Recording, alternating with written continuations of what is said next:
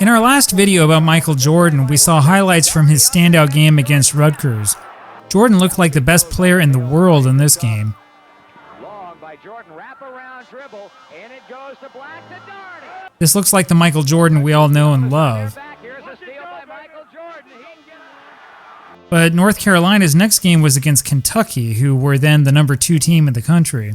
Kentucky only had 2 players that played in this game who would later play in the NBA. That'd be Melvin Turpin and Dirk Minifield. Neither of them did much in their short NBA careers, but despite that fact, they still had a really good college team.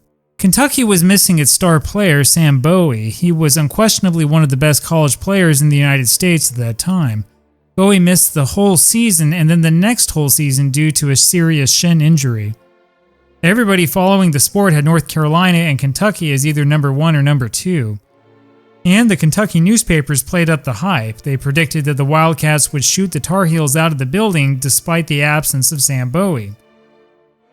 Now, the really interesting thing here is that this game was played at the Byrne Meadowlands Arena in New Jersey, which was a neutral site. This was also apparently the first season that the Meadowlands had hosted college basketball. It was a dream matchup, and it was also broadcast live around the country on NBC.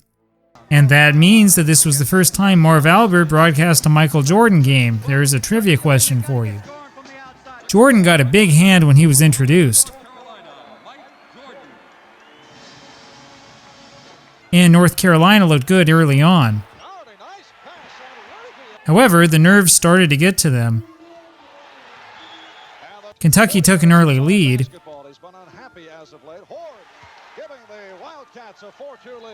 And then Jordan had difficulty with his outside shooting. North Carolina needed Jordan to score to beat the Kentucky zone. And Jordan wasn't the only one missing shots. Jimmy Black missed here. Jordan was able to pick up an assist to Matt Doherty here. But Melvin Turpin showed that Kentucky didn't miss Sam Bowie underneath. And then Jordan missed his 3rd straight shot. Jordan wasn't just a shooter, of course. We tend to underestimate just how complete his game really was. Here's an excellent pass by Jordan to Sam Perkins for the dunk. And here's a steal, though Michael couldn't finish it up at the other end.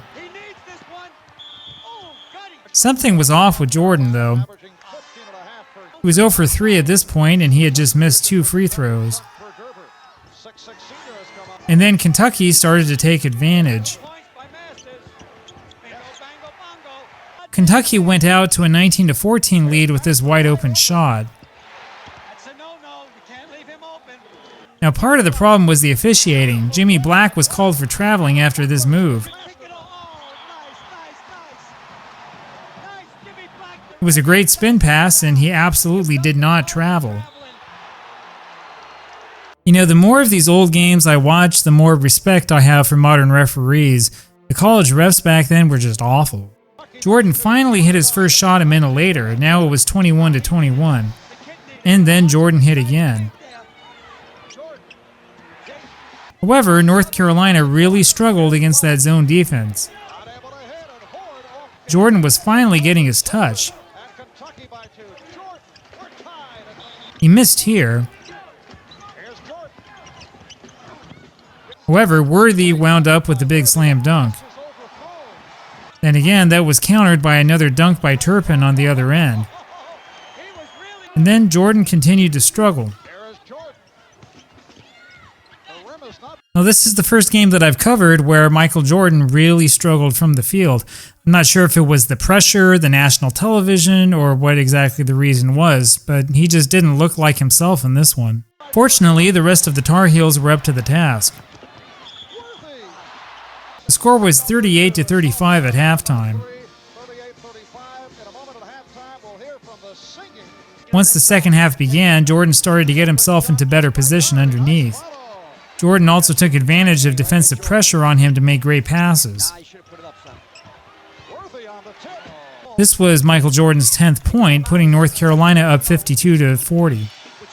He started to get into his groove, and then he started to make more of those great passes. Now check out Dickie Beal of Kentucky with his Jordan-like move. He tried a similar move again, but he missed the second time. Meanwhile, James Worthy put on a move similar to what he would later do in the NBA, and Jordan started to get more easy points underneath. In fact, Jordan's skills under the rim were certainly underrated. In the end, the Tar Heels were just too much for Kentucky. North Carolina won 82-69. North Carolina was clearly the number one team in the country now, and Michael Jordan wound up with a respectable 19 points despite having a really poor shooting performance.